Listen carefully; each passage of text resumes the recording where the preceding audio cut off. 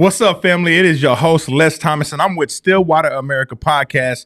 We love to tell extraordinary stories from extraordinary people, and I'm here with Bobby Wintle. But before we get with Bobby, I want to make sure to ask you, please subscribe and follow us on Instagram. That is Stillwater America. Bobby, how you doing? I'm doing great, man. Thank you so much for having me. Man, it's so good to have you here, man. I mean, it's kind of cold outside, man. Yeah. Today's not an ideal day to be outside doing things unless you're really into the cold weather. But I'm stoked that it's here. You know, I love wintertime. I love the change in all the seasons. So I'm pretty stoked that it's changing. You ride the bikes in the winter? Yeah, man. Yeah, we're I feel like one of the best things about Oklahoma is that even though we do have all four seasons, it is manageable. I always say there's no bad weather, there's just bad clothing choices, so you just have to figure it out. Come on, man. You already dropping nuggets, and we just started. Let's go. All right. Before we get all the way into everything that you're doing in Stillwater, just tell us a little bit about yourself. Absolutely, man. I'm originally from Kansas. I'm from a really small town called Parsons, Kansas, in the southeast corner, about an hour from Joplin, Missouri. Born and raised there. You know, of course, agricultural community, railroad was big through the 30s, 40s, 50s. Yeah. But the small town, 9,000 people. And long story short, was into baseball and music like my whole life growing up. So I thought music was it. Yeah. And maybe in some ways music is still maybe on. It's a part of my life, will always be inside of my soul. But there's some things maybe potentially happening in Stillwater that we can put back into the cultural side of the community and maybe bring some live music back to town. Come on now. So anyway, there's some things happening. Love it. Nothing concrete, but anyway, music, I thought music was it. Yeah. Fast forward, I was in a band, I was in college, I had like 3 jobs, and then I met Crystal, who is my wife now of 16 years. Yeah. And she was into riding bikes. And her and her dad were doing bike rides all over the state and in Missouri, doing like on pavement road rides, like weekend events, kind of like t-shirt rides, we call them. Yeah. And, kind of like similar to a 5K. And so then I was like, you guys are doing 50-mile bike rides at a time. This is insane. 50 miles? Like 50 miles. Yeah. And at the time I thought this was impossible because I was coming at it I ran cross country. We'd do, 2-3 mile races. And I thought, in correlation, 50 miles is crazy. But they begged and begged and begged, and after like a year and a half, they finally got me on my first ride in 2004, 2005. I can't remember what year it was. And after that, they promised me we were just doing 20 miles, and I thought, okay, 20 miles, we can do this. We ended up going 38 miles. Okay. And I mean, that ride changed my life. And from there, I sold everything I could. I bought a bike. I bought her a ring. What? We got engaged. I was like 20 years old. We've been married since I was 21. Moved from there to Emporia, Kansas, and then, man, right off the bat, we started writing a business plan for a bike shop. Hold on. So let's go back. So the bike brought you and your wife together. Yeah, I mean, actually, music. I was leading worship for my college youth group. Okay. And she was already in at Emporia State University at that time. And this was November of 2004. And so this month, however many years ago that is, there we go. Almost 20 years ago. At least you remember the month and the year. I remember. And she walked through the door, and I was like, who is this? Come to find out, I knew a bunch of her cousins. I knew her brother. Of course, we're all from the same place. And so, but yeah, I was on the stage getting ready to lead worship for the youth group. And then, man, the rest is kind of history. I was like, who is this person? Rest is history. Yeah, and then she got me into bikes after. Then it was music. It was always they talked you into a 20 mile, but they ended up doing 38. Now, see, in my mind, the same way you just said that, like, that seems impossible. Like right now, as I'm listening to you, I can't even fathom, even think about. 38 miles on a bike. I mean, like, to me, it seems impossible. But that changed your love. That created the love for you. Huh? Absolutely, man. I was like, I don't know, just the movement, and the experience of the landscape at that pace was completely different than running or walking or being in a vehicle. Okay.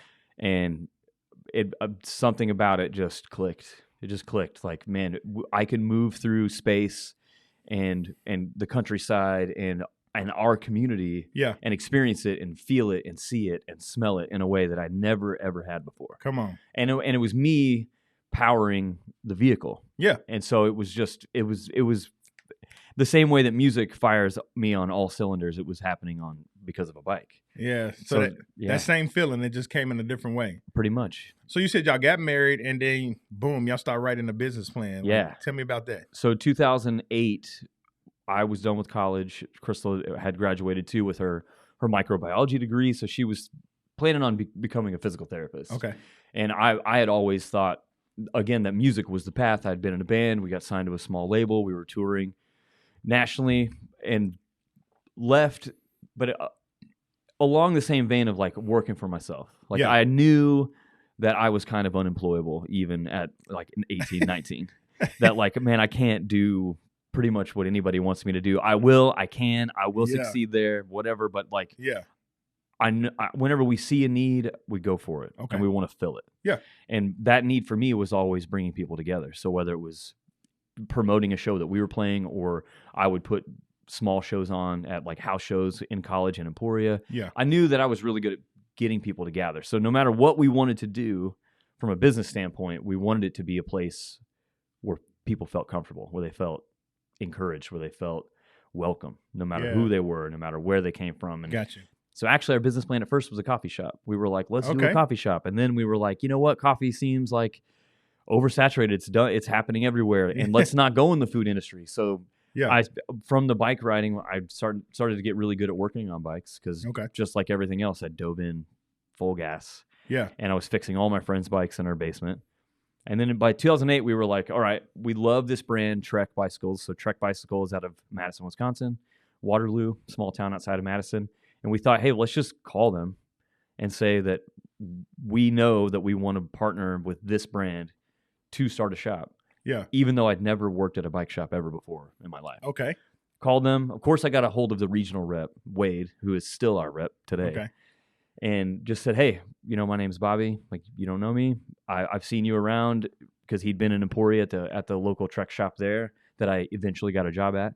And just said, hey, we want to open a shop. Where's an open market? And we thought they'd say, North Carolina or California or, somewhere on the coast. Yeah.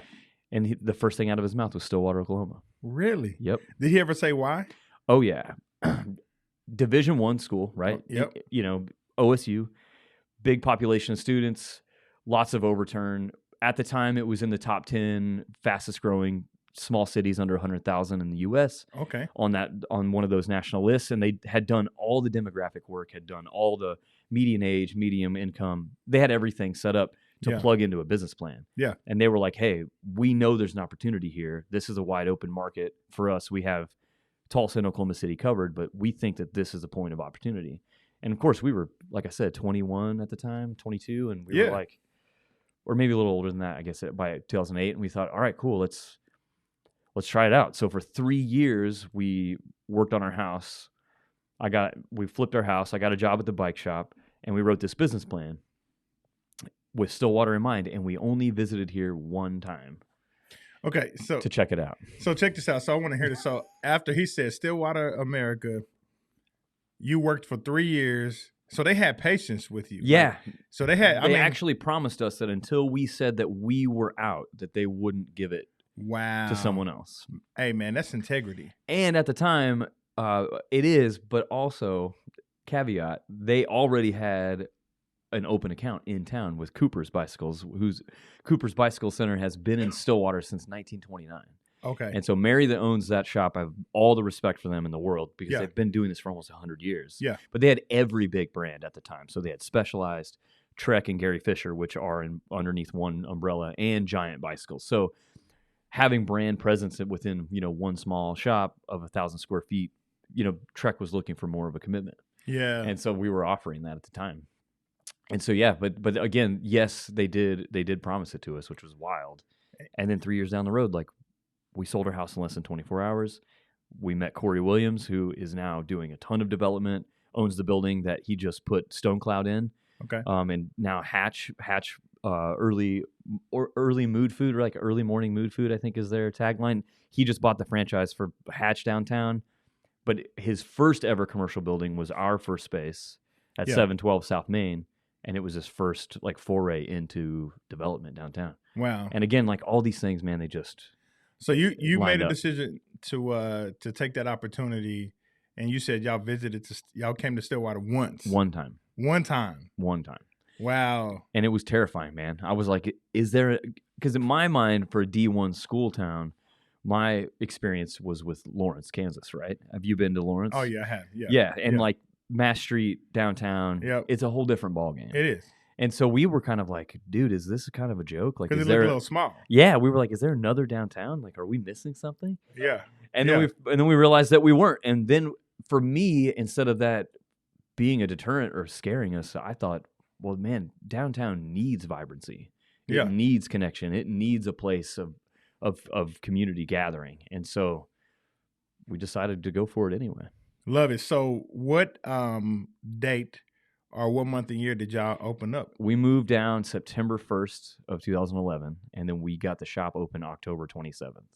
So it's been dude, it's been 11 years. So tell us about, to have a mom and pop bicycle place already there that you have utmost respect for. Tell us about once you opened up, how did you get the word out? How did you let people know? Because here it is, they're going to this place that been there since 1929, right? Yeah. So like, how did you say, okay, we have a business and we want to respect them, but at the same time, we have a business that we want to build. We put a sign up on the front facade of the building, which we're not in that one anymore. We moved right around the corner, so about a half a block away at 120 West 7th now on the corner. Come on, tell them again where it's 120 West 7th, downtown Stillwater, America. There we go. Right across the street from Aspen Coffee and Summit. We've got Stillwater Summit. That shop, those two shops were there on the street that we're on now. Okay. Before we moved to town, and had been there for quite a while, right? Aspen Coffee's been there since 1994. Wow. Stillwater Summit started, I think, in 2003. And when we came to town that first time, we saw those places and Zanotti's Wine Bar all on 7th, right around the corner from Main, and thought, what?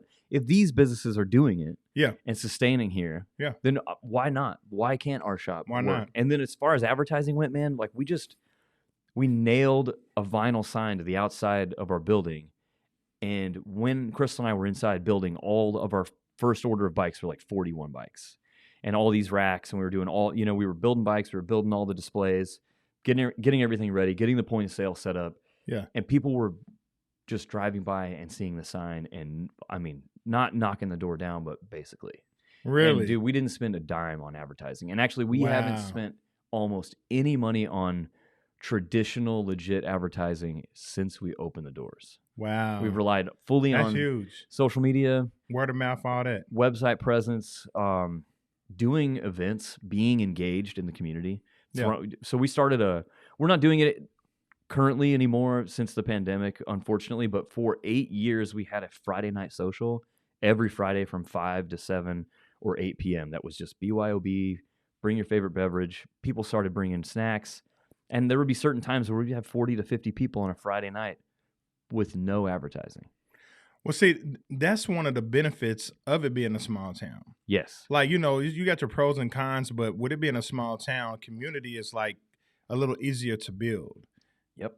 And the way I would say the way it is in Stillwater as well is like they embrace people. So like when you came in, you didn't have to go through. It sounded like you didn't have to go through trying to knock down doors or whatever. They just kind of opened their arms up, right? Absolutely. That's the Stillwater way.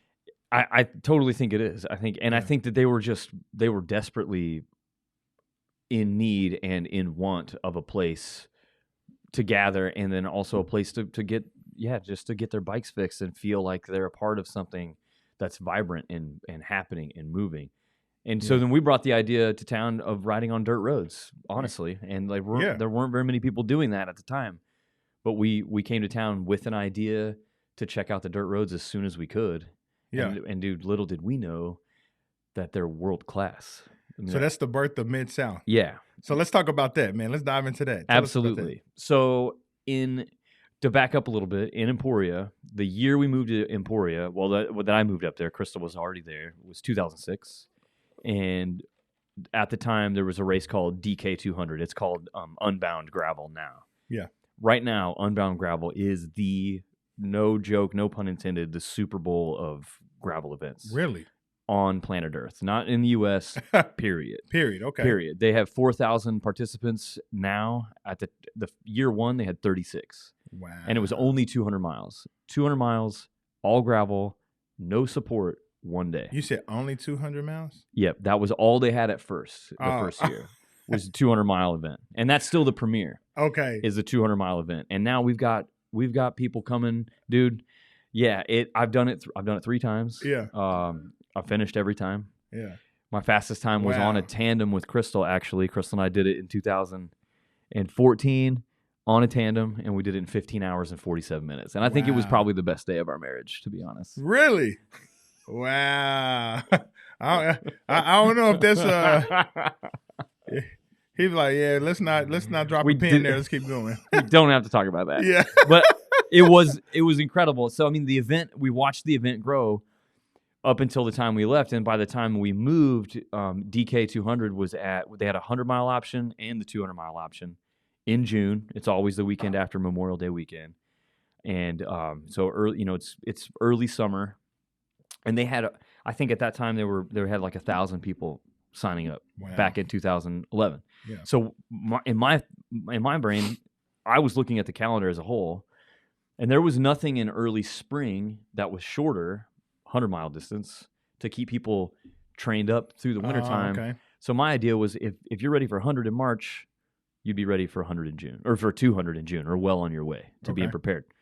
So I thought, okay, let's go. Of course, the bike shop is the main focal point, but let's get out and check out dirt roads and see if they're cool. And if we can string together 100 miles of dirt roads, we'll come up with a name, and we'll invite everybody to come. Yeah. So March 2013, our first ever halfway point was in Kearney, Oklahoma. So it's about 10 or 12 miles south of Perkins.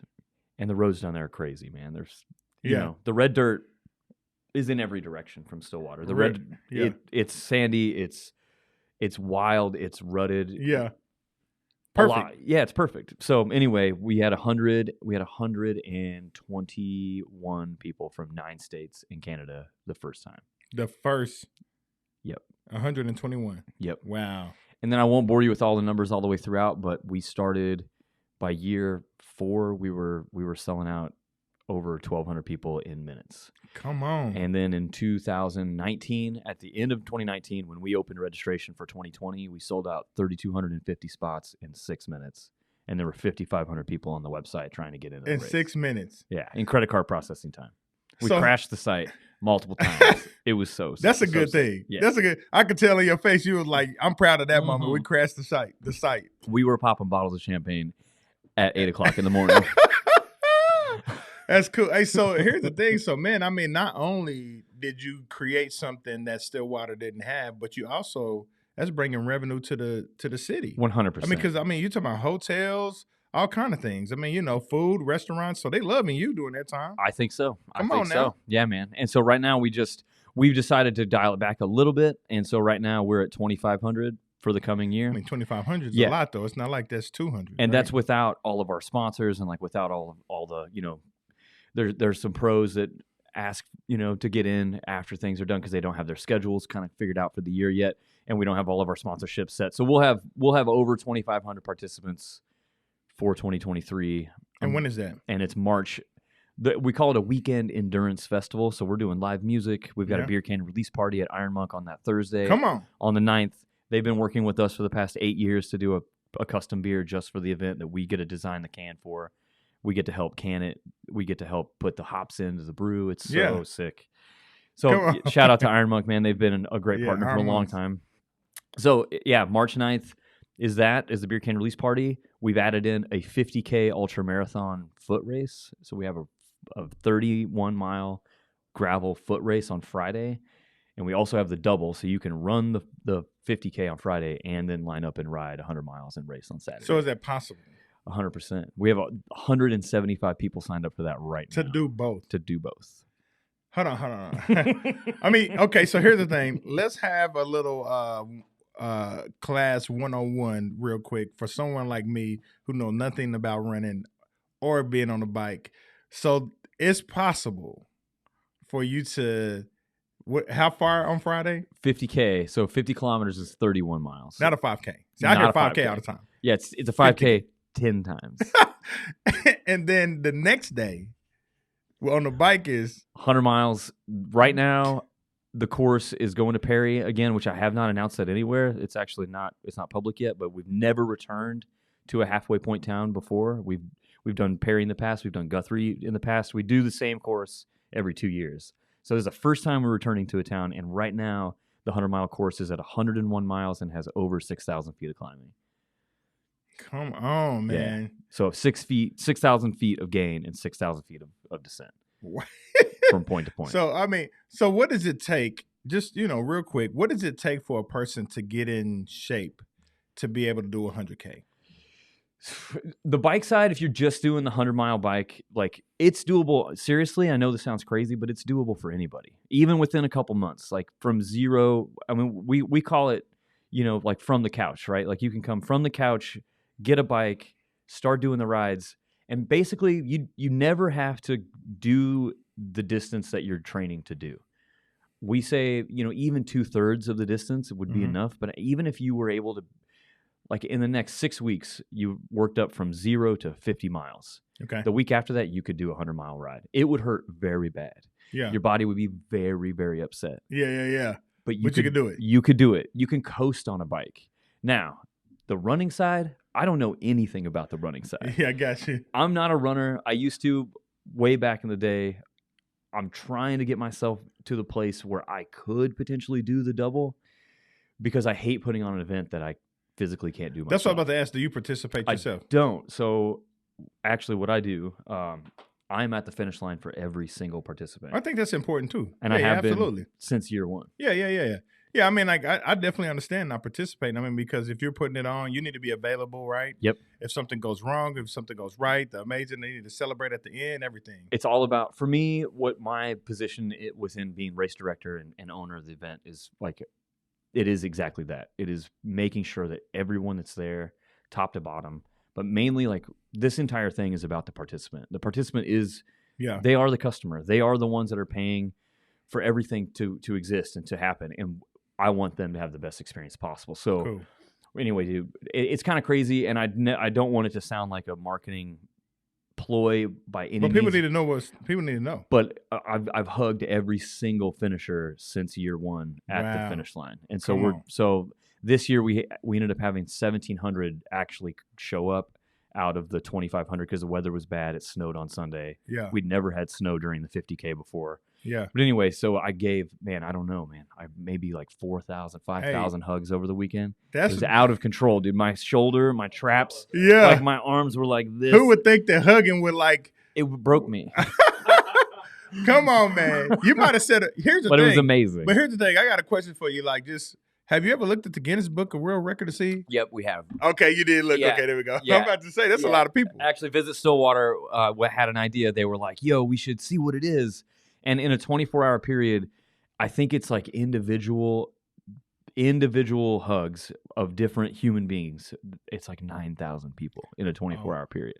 Wow. So, I mean, I don't think we could actually get quite close. That person wasn't able to move. If you were like that on 1,700, imagine 9,000. Right, dude. I have no idea. But you have to start working out doing this with weights. But we were like, and we're also just like, we're hyping people the whole time, and it's crazy. So yeah, it's a fun time, dude. So at District Bicycles, how many bikes would you say go through your store, whether it be a purchase, fix, having to work on it or whatever, a year? Oh man, approximately. Sale wise, it's around like 450 to 500 bikes. Got you. Like individual units. That's a lot of bikes. It's a lot of bikes. Y'all have to put those bikes together too, don't y'all? Yeah, So when they come in, do y'all got to put them together? A lot of them, they come in a box, and so they come mostly assembled at like the entry level, like $500-$600 range, up to like, $3,000 or $3,500. Like those come. Hold on. Again, I'm new to this, so we got people listening that don't know anything about bikes. There's bikes that's $3,000. Absolutely, just like you could spend, out of control money on, I don't know, a watch, a car, or anything. Yeah, or anything, shoes, or even small stuff, shoes. Yeah, clothes, jewelry. Yeah, I don't know, man. 4-wheelers, like you name it. You can. Yeah, the most expensive bike that I've ever seen personally is about $19,000 bike, and it was out of control and fully custom. Do you see my face?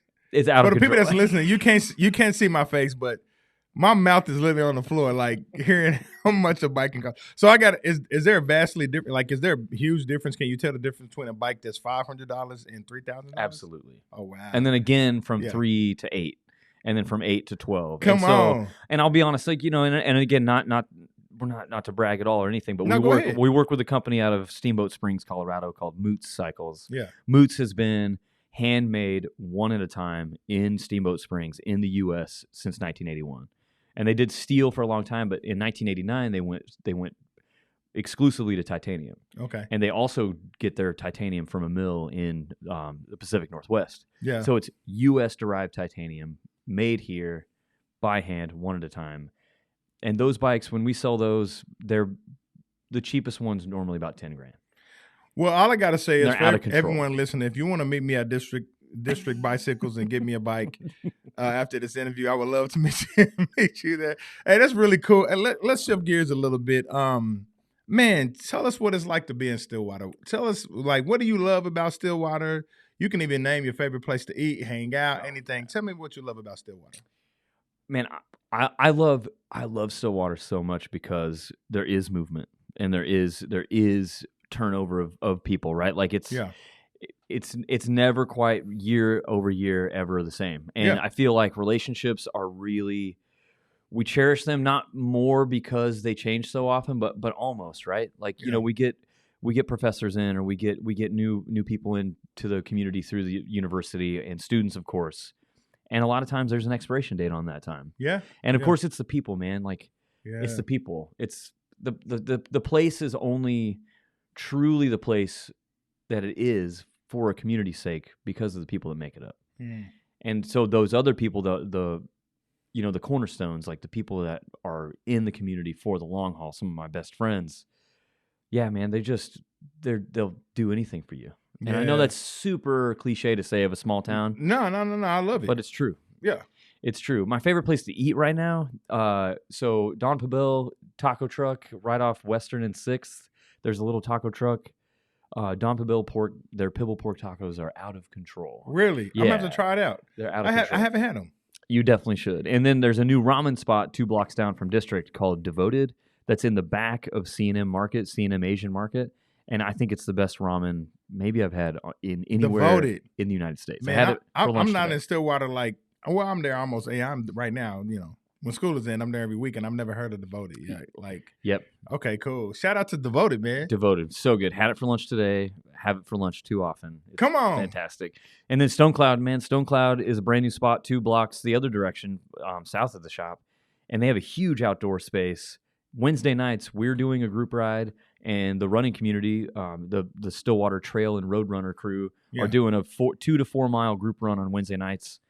We leave from the shop, they leave from the brewery, and then we all meet back up in the back. Cool. So, man, 5 weeks ago, there were 3 different group rides and the run going on, and there were over 200 people having beers in the back patio just at hanging Stone Cloud. There was no special event going on. See, that's not just happening anywhere. Right. I mean, that's one of the beautiful things about Stillwater, man. Community. I mean, like you said, it's not a cliche, really. I mean, people could say that, but you really feel love. Like when I see a heart sign with the word Stillwater, I'm like, that's very fitting. Yeah, definitely. Like it makes sense. Yeah. Yeah, absolutely. And we need places to gather, right? Yeah. And before District, the active community didn't have a place just to come and feel like they didn't have to spend money. And I feel like that's a huge proponent of retail that a ton of places miss out on. Like when you go into a place, whether it's a store or a restaurant or whatever, and you feel unwelcome unless your wallet's open, the ability for community to be built is lessened or not possible at all. So the first thing that we put into the shop was a couch. And then when we moved around the corner, we put in a bar for you to be able to sit at the bar and watch your bike get worked on, or just see what's in the stand and what's going on. Yeah. And you don't have to spend money to be there or feel like you're a part of the conversation. Man, that's cool, man. And that's smart right there. And Stone Cloud's doing the same thing, man. And so it's just making the community stronger. There you go. So, like you said, with the turnover being so much in Stillwater, what are the summers like? I mean, when I go there in the summertime for a meeting or whatever, I'm like, this is so different from when the school is in. So, since we didn't go to school at OSU, we never had that perspective. We didn't know. Yeah. We just knew that, of course, it was easier to get across town, or it was way easier to pop into a restaurant last minute and not have a line to wait. So for us, the fun aspect actually elevates in the summertime because it feels like we kind of get our town to ourselves. Oh no, you know what I mean? You are true Stillwater now because you using the word "are." Like, I know. Are. Like, okay, I love it. I never thought ever in my life that I would not consider myself a Kansan and that I would be from Oklahoma, but I 100% Oklahoman now. am from Oklahoma. Come on. Yeah, it's cool. Yeah, that's super cool, man. I mean, shout out to District Bicycle. Everybody need to go there and get you a bike, or just go hang out at the bar and watch other bikes get. That's what it's all about. I remember as a kid, man. I mean, when you earlier, about 15 minutes ago, when you talked about working on bikes, I loved working on bikes as a kid, man. Like, we would take bikes apart, and so bikes are like almost, it's not a Lego, but it's amazing how you could take parts from one bike and put it on another bike. No different than the car, you know? Like, oh, yeah. And we see so many kids like that right now. And it's so much fun to watch the process because we all went through it, right? Like, we all wanted to figure out how to change a flat. Or put different grips on this, or customize it in this way, and we're totally especially since the pandemic. Like, we're starting to see kids that got into it, but there wasn't really like an outlet at the time, or there was a lot of just being at home, and now they're like coming out, and we're just meeting all sorts of new people, and it's so cool. So with cars, you got a race car, you got a family car, you got small cars. So with bikes, kind of tell us about a bike that you'll do a 100K with versus. I mean, what type of bikes are there? Before, like, right at the time that we started the Mid-South in 2013 was the first year that the cycling industry was talking about a gravel bike. Okay. So before that, you were using different styles of bikes. Mostly a bike called a cyclocross bike that looks just like a road bike, but was nimble and twitchy, because cyclocross races are kind of like, think of a cross-country run race. Yeah. On like a golf course or like a park on grass with obstacles. That's what a cyclocross race is. Okay. And so a lot of times people were just trying to use that bike or a mountain bike to go and ride gravel roads with. But now the industry's full in all the way, gravel specific. Really? A little bit longer wheelbase, big fat tires, disc brakes just like on a motorcycle, but on a mountain bike. And they're purpose built, man. And now there's there are race gravel bikes, there's touring gravel bikes, there's mixed service gravel bikes, there's entry-level gravel bikes, there's gravel toothpaste, gravel gloves, gravel underwear, like you name it, the whole industry's in. Wow. And it's become a marketing thing, but it's also like, it's for real. Like, there's really, there are benefits to using a bike that is specifically made. So you're right, there are cargo bikes, there's mountain bikes, there's touring bikes, there's fat bikes for riding in the snow. So we need to get educated before we buy a bike, because when I just walk into Walmart or something like that, and I just look at these bikes, I'm like, oh, whichever one look like it's cost effective or whatever. But that's why people like me get on a bike and be like, I don't want to get on a bike, because it's probably not made for my size or what I'm using it for. You nailed it. There's nothing else I can need to say. They usually come in one size. Our bikes come in 7. Come on, man. Or more, depending. And again, if you want full custom, we can make it fit you. And then there's just a million. There's a million ins and outs of it. Man, let's kind of talk about OSU for a little bit. Have you been to football games, or tell me about your thought about it? Oh yeah, of course. One of the first things we did when we came to town was go to a game. And my parents are huge Jayhawk fans. I've been huge Jayhawk fans my whole life. Yeah. And so we used to go to football games even when they were really terrible. I mean, I guess knock on wood for the Jayhawks fans out there that they actually had a pretty decent season this year, it seems like. Yeah, they did. Yeah. But it's fun, man. Like, it's I've never lived in a college town like this before. So it's contagious, Like, whether or not you're into it all the way, or tailgating, or have season tickets, like, we still every once in a while close early on a game day and go down to Stone Cloud and try and catch the end of the game, just because if we win, town feels different than when we lose, right? Yeah. It does matter. And also I can hear all the live music from Coney Island at my house on game day nights. It's so much fun. So Coney Island's got a big outdoor stage, and dude, it's just like town comes alive when we win. So that's cool. But man, the new baseball stadium. Have you been there yet? Oh yeah, amazing. It's incredible. Incredible. Yeah. I've taken my kids multiple times and we love it. Oh yeah. We love it. And baseball's like in my DNA. I'm a huge Cubs fan, and like Ryan Sandberg from back in the day was like my hero, second base, Chipper Jones, like Derek Jeter, like that whole crew back in the late 90s. And so I don't know, I love watching baseball games, even though it's totally different speed and it's slower and more methodical. And baseball's a big deal. It's my favorite. I mean, even here, here in Stillwater, baseball is huge, man. Yeah. I mean, between softball and baseball, I mean, come on, they're packing the stadium. They are, and with the holidays there, man, like it's exciting. It's super exciting for town. And again, I just think like we saw this potential of what we thought, a college town should look and feel like. Yeah. And I thought, 4 or 5 years down the road of district being open that we'd start to see more and more. Didn't happen that fast, but it's happening now. There we go. It's happening now. Like with these facilities at OSU, with, of course, like the recruitments and who they're getting and how like our winning schedule of the football team this year was so exciting, especially at the first of the season. But then, of course, I want to see that trickle into downtown. Yeah. And I have a friend that's from Lincoln, Nebraska. Yeah. And he told me on game days, their estimation of humans coming to town for Husker football is 500,000 people. Wow. 500,000 people are coming in. 100,000 are coming in for the game, and everyone else is coming in for tailgates and just to hang out. And their downtown is crazy. Of course, Lincoln, Nebraska is like almost 300,000 people. Yeah. But I know that we are capable of capturing more individuals downtown with the restaurants and different stuff that's happening. Like I said, Hatch is coming to downtown. I mean, it's growing. When you just said Hatch, I didn't know. That's a new one to me. I love Hatch.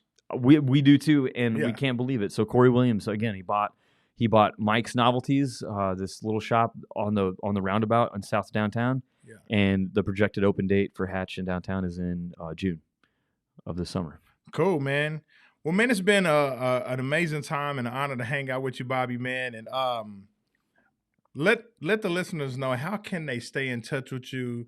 Go ahead and give your phone number, Instagram, social media, whatever you want to give to everyone, because I think they really need to, one, stay in contact with you. Two, we need to bring that community to your area, to downtown, right? Definitely. I would say this: put the Mid-South on your calendar. Whether again, like the registrations for the bike race for the 100-mile and the 50-mile is closed. It's full, but the 50K ultramarathon is still open. Okay. And then we also have a 12-mile family fun. It's called the Inspiration Ride. Okay. And it goes through this little hill outside of town that we call Inspiration Point. You can turn around, see all of town. You can see Boone Pickens. You can see campus. It's beautiful. So you can still sign up for that. Okay. And when is that? That is March 11th. Okay. So next spring, midsouthgravel.com. Everything's there. We got a bunch of videos that we've done. We've got a hype video we just got done with some brand partners. That's really cool. So you can watch that video, get a snippet of like what it's like to be in town. On Friday, March 10th, we will have 4 live bands for free downtown at the main stage, right in front of the shop, in front of District. And that's right where the start-finish line for the race is too. So if you want to come see a handful of ex-Tour de France pros, a handful of current Red Bull athletes, a handful of current pro-level individuals that are in this gravel pro world, they're all going to be there. Yeah. And I could name them all, but a lot of people wouldn't know them. So they can come and just hang out. Just come hang. Even if they don't register, just come hang out. Full expo from the industry, live music, group rides, group runs. The finish line is banging. It's such a good time. So put that on your calendar. And Bobby's going to hug you. I will, absolutely. He's going to hug you. And I'm really good at it. Hey, so there we go. Be ready. You've gotten a lot of practice. So midsouthgravel.com. Instagram is at midsouthgravel. My personal Instagram is at unlearn pavement. So it's UNLEARN pavement. And then District Bicycles at District Bicycles on Instagram. And that's pretty much where we do most of our stuff. On Facebook too. And please just come by the bike shop. Just come hang out with us. We'd love to see you. Love it. And they got a bar you could just hang out at, and you can watch them work on bikes. It's a family affair. They got a sofa. Come hang out. Aspen across the street. You grab you some coffee. Come hang out with Bobby and his wife, Crystal, right? Yep. There we go. Well, hey, it's been great hanging out with you, Bobby. And thank you for everyone for listening to Stillwater America Podcast. My name is Nevertheless Thomas. Be sure to like, subscribe, and share with all your friends. Have a blessed day.